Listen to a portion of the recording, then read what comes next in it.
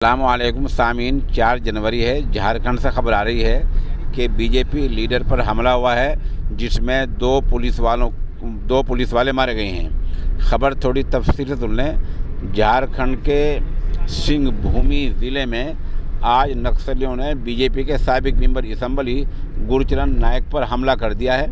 Police ने बताया कि इस दौरान साबिक मेंबर असम्बली तो बच गए हैं, लेकिन नक्सलियों ने उनकी हिफाजत में लगे 2 पुलिस वालों का गला रेत कर कत्ल कर दिया है और उनकी 3 AK-47 राइफलें भी छीन कर ले गए हैं। पुलिस के मुताबिक मनोहरपुर से साबिक मेंबर असम्बली रहे गुरचरण नायक पर हमला चाईबास इलाके में हुआ है।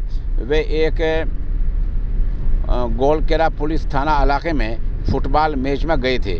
गोली चलने की आवाज़ सुनने पर एक बॉडीगार्ड ने उन्हें थाने में पहुंचा दिया। एक बॉडीगार्ड की लाश मिल गई है, दूसरा अभी लापता है। ऐसी खबर आ रही है।